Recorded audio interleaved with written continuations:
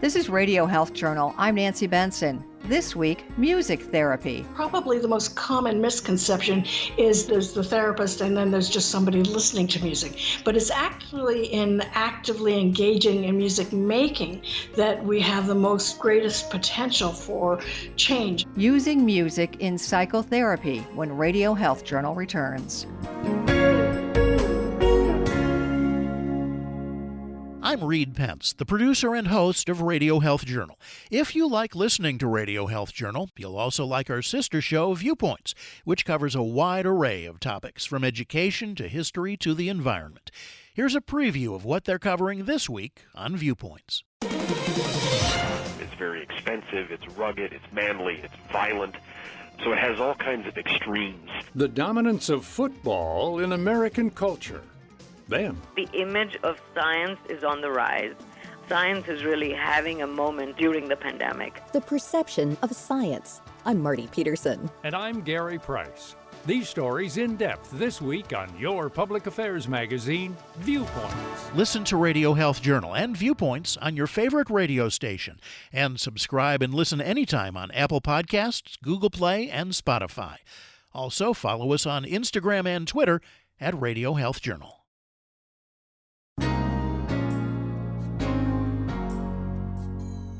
Few people will argue that we're in difficult times and our mental health is taking a beating. The incidence of stress has skyrocketed since spring, to the point the average American rates their stress at more than 6 on a scale of 1 to 10, according to the American Psychological Association. Maybe what we need is more than just a vacation or even standard psychotherapy. Some of us are finding relief with music therapy. Music elicits a response from greater areas in the brain than anything else. So if you read the lyrics out loud for a song, you'll see a response in the brain. But if you actually hear those lyrics sung, it impacts much more of the brain. And so that certainly has a powerful impact in our response and why music is helpful in therapy. Dr. Sandy Curtis is Professor Emerita of Music Therapy at Concordia University in Montreal and author of Music for Women, Survivors of Violence. She's an expert in using music therapy for women who are recovering from a violent experience. But she says it can help just about anyone. Music affects us physically, it affects us emotionally, spiritually, cognitively, and it does so all at the same time. So that's what makes it really a very powerful medium if you're looking for catharsis or personal transformation. Even talking therapy, sometimes we just have, words and cognitive processing, but music brings everything, brings that emotional and that spiritual and cognitive and physiological all at the same time. Curtis says there are a number of misconceptions about music therapy and music therapists. She says since the discipline is a mixture of music and psychotherapy, practitioners have to be trained in both. A music therapist has to be a musician, but they also have to have the interpersonal and psychotherapeutic skills that another therapist would have, and they combine those together. They also have to, music therapy is one of those fields where you work with people from all walks of life and all ages, from birth on up to nursing home and gerontology. So you have to have a huge repertoire of music because what works for one person is very different from another. So something for an infant is very different than something for a 102-year-old. So that's that understanding and that's that training. And music therapists are, of course, are credentialed as are other therapists in order to ensure they meet the standards that are necessary. Because as much as music has power for good, it also, because of that power, it can cause harm. You can open up a whole can of worms, Pandora's box, through music. And if you're not prepared to deal with it, then you're going to have a problem. However, an even bigger misconception is how music therapy works. Curtis says many people think that the patient simply listens to music during a session. It's actually in actively engaging in music making that we have the most greatest potential for change in a person's life. So there may be some music listening, and there, like in times of stress, like now with the pandemic, you may want to do some relaxation music and you may want to do guided imagery to music, but you may also involve the person in music making.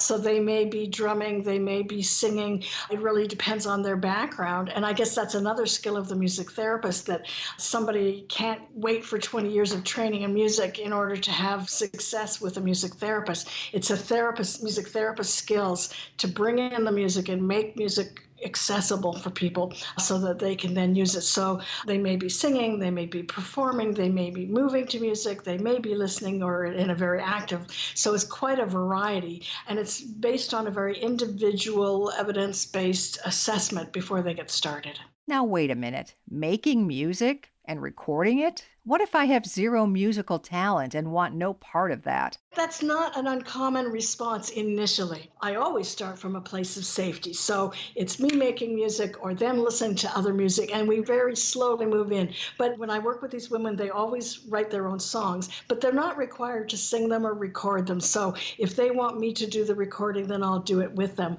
But when they do take the challenge of recording their own songs, and then I've got the support background for them, whatever music I'm making, to give them the support they need, they really find it a very empowering experience. Curtis says many women are surprised by that. A lot of them come in skeptical at first. And it surprises me sometimes, too, because I think, oh, how are these women who have suffered such trauma, how are they going to overcome it? And then I realize just with them that, yeah, music is the thing that really makes it.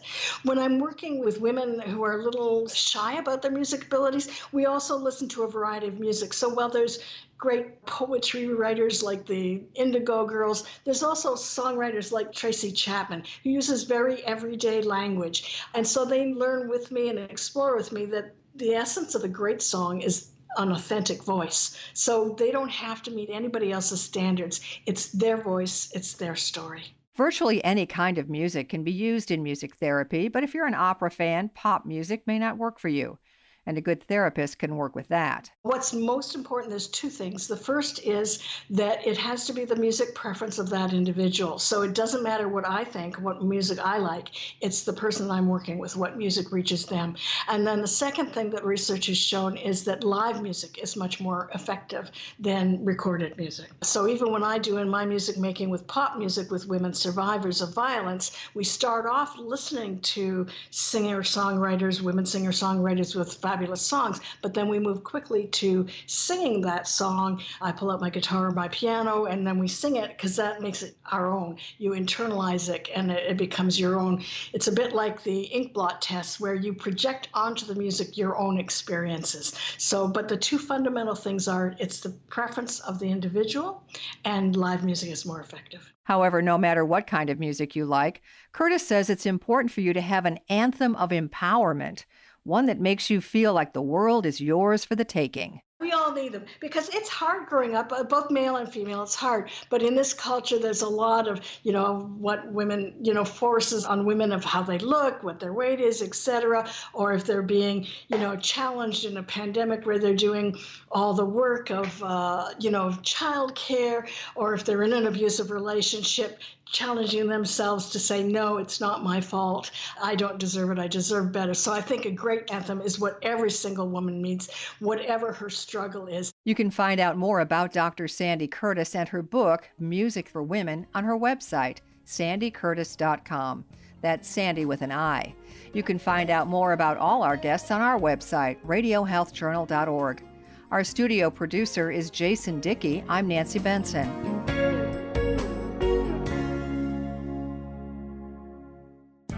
Radio Health Journal returns in just a moment.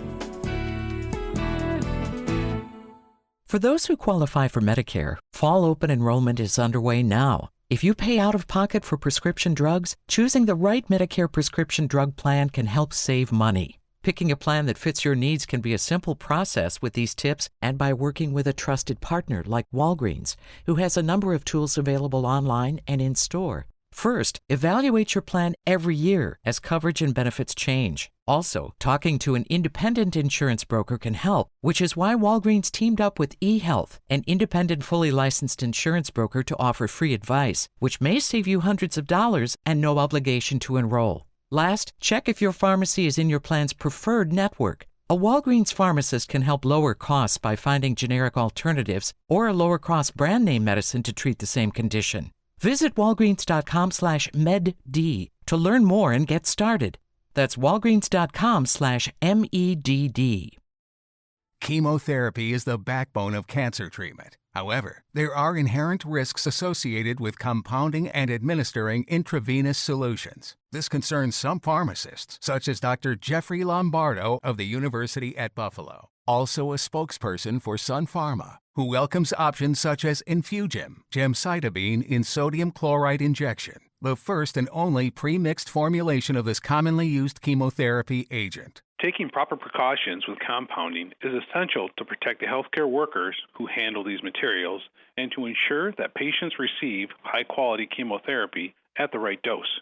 Premixed options using engineering controls eliminate accidental exposure to toxic substances that may happen through mixing. More information is available at Infugem.com. Infugem is contraindicated in patients with a known hypersensitivity to gemcitabine. Infugem can cause increased toxicity with infusion time greater than 60 minutes or dosing more frequently than once weekly. Monitor and, if necessary, discontinue Infugem for myelosuppression, pulmonary toxicity, and respiratory failure. Monitor renal function for hemolytic uremic syndrome and hepatic toxicity. Infugem can cause fetal harm. Advise females and males of reproductive potential to use effective contraception. Advise women using Infugem not to breastfeed. Infugem may cause severe and life-threatening toxicity when administered during or within 7 days of radiation therapy. Discontinue Infugem in case of capillary leak syndrome or posterior reversible encephalopathy syndrome. The most common adverse reactions for the single agent are nausea, vomiting, anemia, increased aspartate aminotransferase, increased alanine aminotransferase, neutropenia,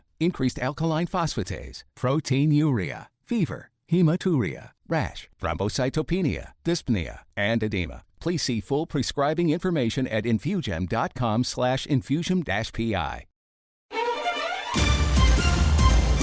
And that's Radio Health Journal for this week. Radio Health Journal is a production of MediaTrax Communications. Follow us on Twitter, Facebook, and Instagram to learn more. And check Apple Podcasts, Google Play, and Spotify for a library of past programs. Plus, you'll always find previous segments and information about our guests at radiohealthjournal.org. Join us again next week for another edition of Radio Health Journal. Coming up next week on Radio Health Journal. As bad as it is now, I think our fear is that it could get a lot worse. If we wait, things may be completely out of hand, and then it will be far harder to get things back under control. Why can't we have family gatherings and restaurant meals? Then flat head syndrome and what parents of babies can do about it. We saw many, many more cases after pediatricians instructed parents to put their kids on the back of their heads. All that and more on Radio Health Journal.